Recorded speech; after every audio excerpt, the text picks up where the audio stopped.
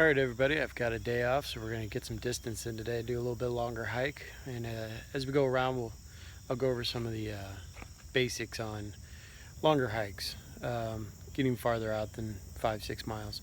Today, we're going to hike the Lewis Trail, 8.2 miles. This nice thing about this trail is if you get halfway, there is actually a shortcut that cuts it back down to 5 and you can get back to your car. So let's set out. All right, so again, we're at Lewis and Clark Trail in Defiance, Missouri. It's a heavily used trail, big outdoor activity area up here. Mountain bikers, runners, hikers, some horses. The payoff for this trail is a great stretch of views over the Missouri River that we're going to see in a little bit here. 8-mile hike. I generally give myself between 3 and 4 hours. The sign's rated at 5.5. If you keep a steady pace and don't stop for too long, you're gonna be done a lot faster than that. All right, nice thing about this trail is if you get halfway around, you're not feeling it, you don't want to go another 4.5 miles, you can actually take this little cut through back and it'll bring you right back here to the beginning of the to the trailhead. So think of it as a figure 8. You can either go around the entire outside loop or you can cut back through the middle and finish it off. So I'm going to say this is a pretty good summary of what you're going to look at on this trail for at least the first 5 miles. Nice wide beaten down path. You got some room to breathe, I would say. People can pass without having to stop and step aside. And there's plenty of little stop areas along the way. As we pass one here, little benches, and just an overall pleasant hike this first area. It's one of those hikes that lets you kind of ease into it with no steep hills right off the get. On these longer hikes, you're going to be out 3 or 4 hours, especially in an area like this where there's no cell coverage. I like to remind people to put their phone in airplane mode, save the battery, because when you have no cell reception, your phone's constantly searching for signal, and it can run your battery down probably 4 or 5 times faster than if it was just sitting in your pocket in a cell reception area. So in case of emergencies, you want to have that battery there. So just go ahead and switch into airplane mode and know that you're not going to have cell coverage around here, but if need be, you could find a high spot and maybe get a signal out. It's one of these cool little bogs about 20 feet off the trail. Well, you can just imagine it's like a frog breeding paradise. But it does tend to help with the not help with the mosquitoes, and makes them quite thick. So this is definitely one of those trails where you want a nice thick coat of bug spray and probably bring it along to reapply halfway through. All right, so a little history on the area here. Defiance, Weldon Springs, all that area, owned by the Defense Department in World War II. And after that, well, during World War II, there was a big ammunitions supply depot, and they did a lot of their artillery here. As you can see over at August Bush, there's a lot of bunkers that were built to protect it from bombing raids. They had so much ammunition built out here. After World War II, they started doing uranium production out this way. Since then, the environmental factors have all been cleaned up, and Mother Nature's taken over again. All right, so at a distance of 8+ miles today, this is one of those ones where you're taking the next step up in day hiking. I have a lot of people ask me, where can we go hike, spend an hour, take the kids. This is that one where it's a little bit of a commitment, because you're going to be out here 3 hours at least minimum and up, depending on how much of the scenery you take in and on your pace.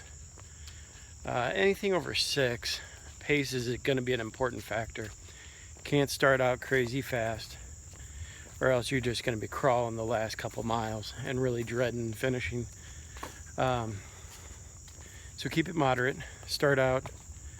You shouldn't be breaking a sweat in the first mile, because you should keep at a pace that's going to be sustainable for another 8 past that. So start out nice, easy, calm. Okay, so 8.5 miler today. This is what I tell people is the next step up in day hiking.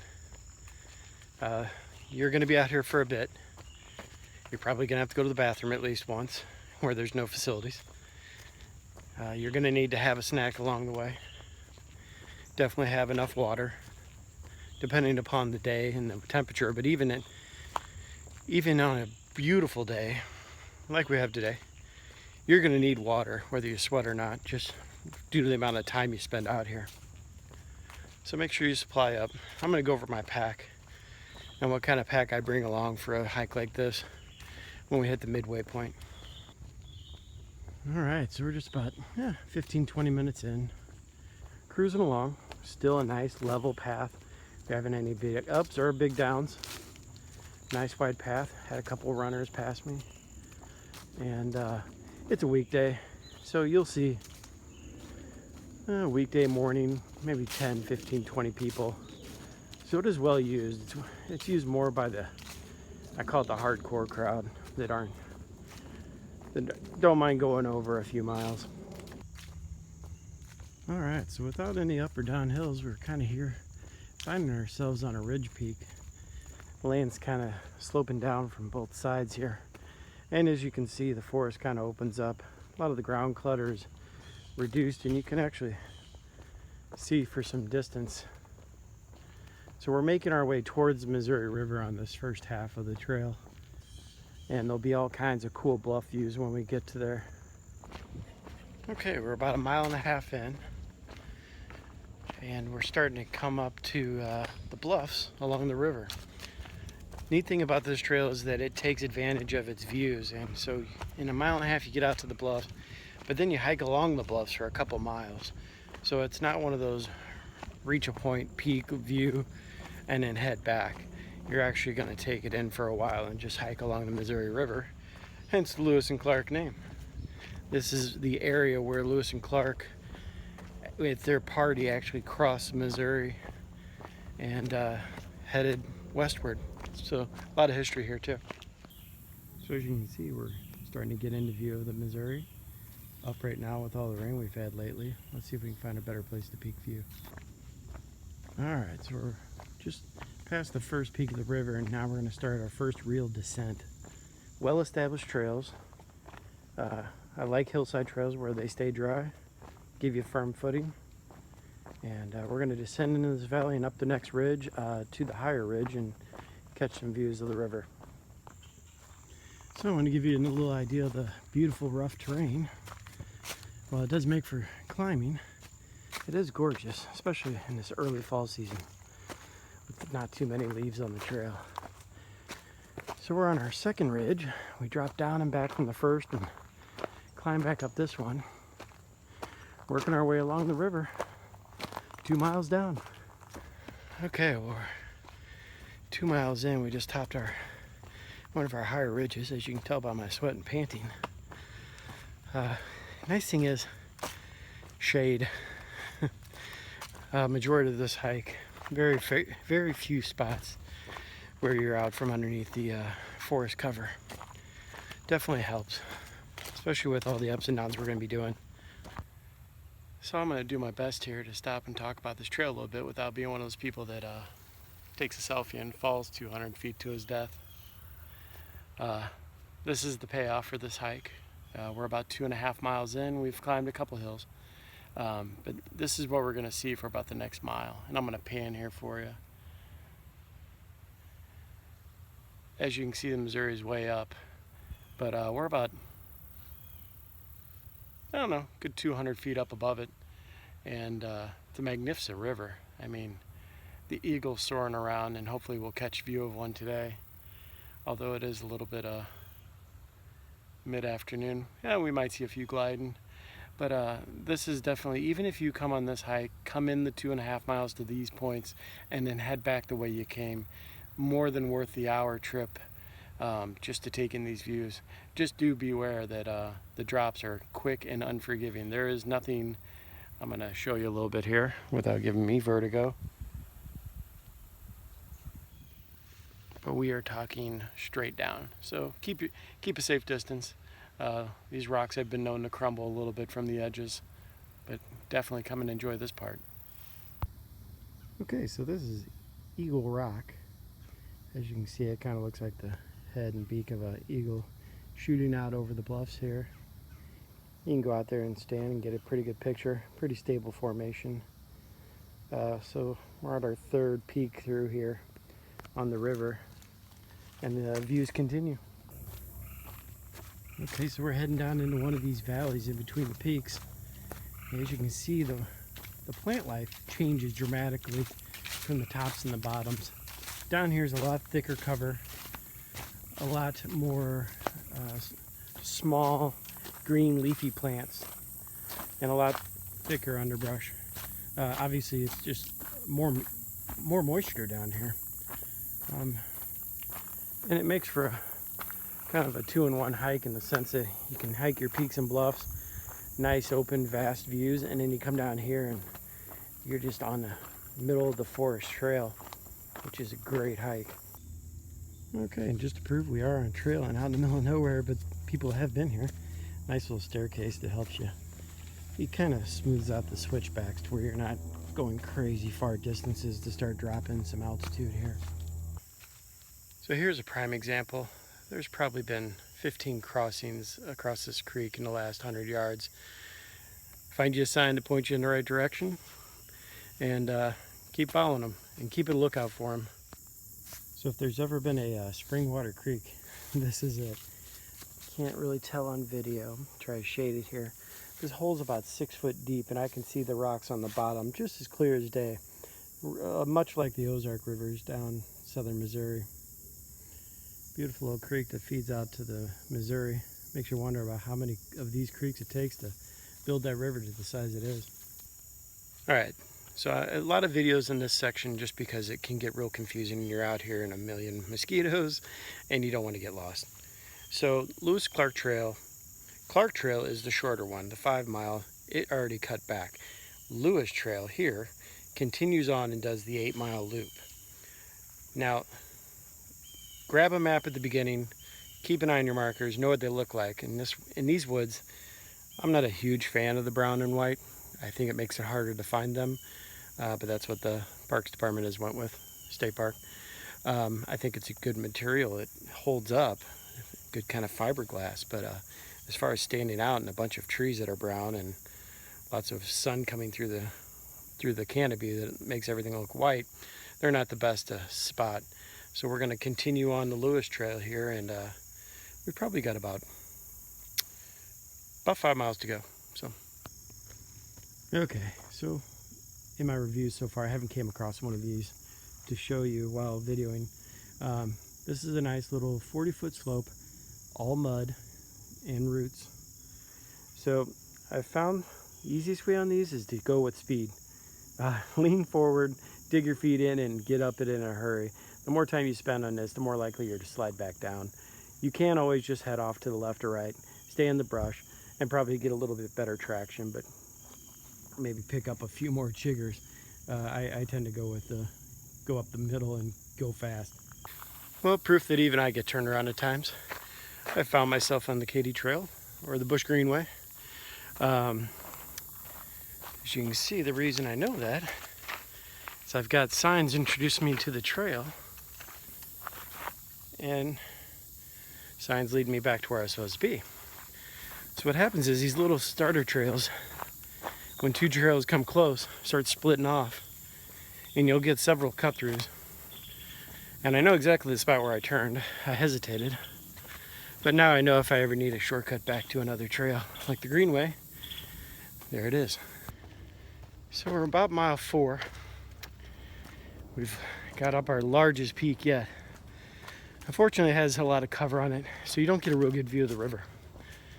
Signage on this half of the trail, not so great, or I should say sparse. The nice thing is, it's used so little on this side that once you find a trail, it's the one you want. Not a lot of people mosey over this side, and definitely don't wander much off trail. which is a shame because it is a beautiful side of this trail. And it does add some healthy distance to it.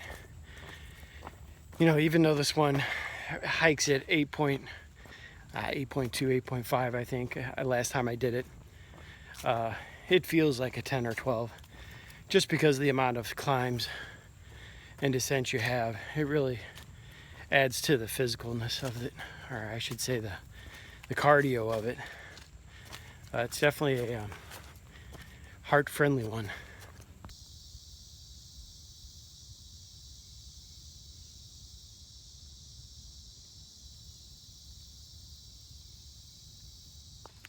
Okay, so wildlife on this trail. As I just showed you some of the video there, hawks and eagles love to soar among these bluffs. And that's kind of the advantage of a hike that rides right along the edge of this bluff so high up, as opposed to staring at them from down at the bottoms. You're only 20, 30 feet under them. If you didn't have such a high tree cover, you'd be even closer. And it can be a little deceptive because you'll see these large shadows traveling over the floor of the forest.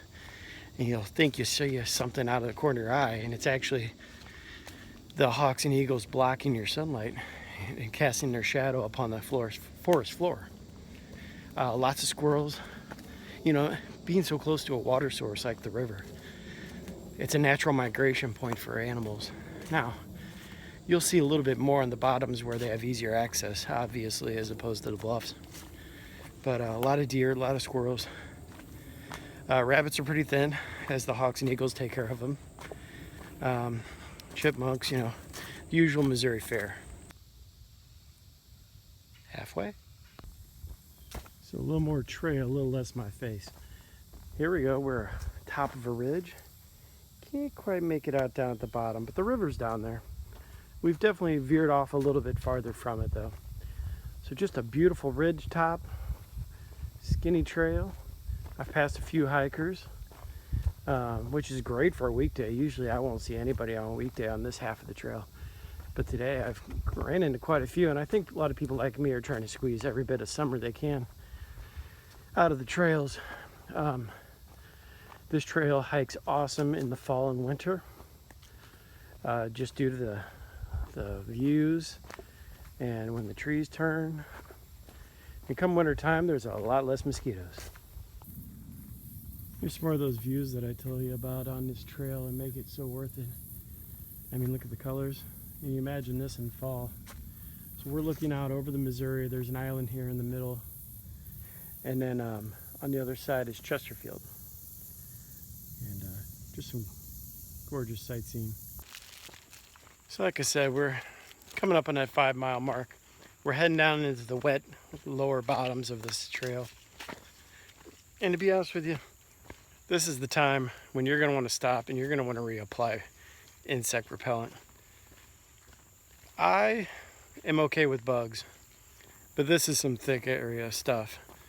I mean, you've sweated for 4 miles, or you sweat for 4 miles. You've probably lost most of that bug repellent. So at this point in this hike, I want you to stop, pull out your bug spray, coat yourself. None of these clothes you're going to wear the rest of the day. You're so sweaty, you're going to go in the shower anyway. Head to toe. It's going to save you a lot of scratching misery later. And grab a little snack. Unfortunately, I was out of protein bars this morning, but fortunately I had Little Debbie oatmeal cream bars. So I'm going to have a little snack, give me some energy for the rest of the way. Hopefully the mosquitoes don't eat it for me. So another creek crossing here, about mile 5. We just passed the sign for the trail. You're going to come down this little embankment right here. You're going to go diagonal across the creek. If you can see it where my hand's pointing, that's the trail over there. There's a couple little offshoots that you're going to see. They're not as well defined. Make sure you stay on the trail over here. With the lack of signage, you're going to want to stay on the path. So as you can tell, we are out in it. The trail has collapsed down a lot around us. You're going to be hitting branches and weeds, and everything's going to be brushing on you, which is generally chigger material. They drop off, and whatever branches you can avoid, the better. The air is definitely thicker, more humid, the mosquitoes. I don't know if you can see them, but they're ungodly. And as bad as that might sound, once you're out of this, you'll have enjoyed the time in this area. It just, you're focusing on it at the moment. 5 miles down. All right, back in the jungle here on the trail. Still pretty narrow, but a little more well-defined. We're gonna ride this valley for almost 1.5 miles until we start gaining some altitude and start moving upwards in the hills and maybe thinning out these mosquitoes. And just so you are aware, it seems the mileage signs and then these arrows are about every 1/2 mile. So if you go more than 1/2 mile without seeing a sign, you might be off trail, but on this section, that's not gonna be easy to do. I mean, there's pretty much one trail and that's it, as you can see up ahead of me. Not a lot of room for variance. So we're gaining some feet in altitude here. As you can see, we're climbing some root steps up and gaining some altitude. Mosquitoes aren't gone by any means, but they're definitely thinning out. So here we're gonna kind of come back to the original type of woods we started out in. We've still got about a little less than 3 miles to go. Okay, so we're here and our trail is going to cut across this path and road here. I just want to point something out. Early in your hike, you're going to see this big barren area from the hiking trail. So if you get to the second half and you need a shortcut out, you can cut through that opening and it'll bring you back here to the trail.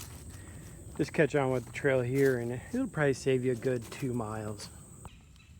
All right, we're starting a pretty tricky, steep descent here. This is not one you want to do in the wet weather. We're going to drop probably 20-30 feet, drop through this little ravine here and then poke back up. Just a place that I wanted to point out that you really need to watch your footing. Well, there's trees down in the trail and then there's trees down in the trail. That's definitely one of them. All right, trying to keep this review subtle and not too long.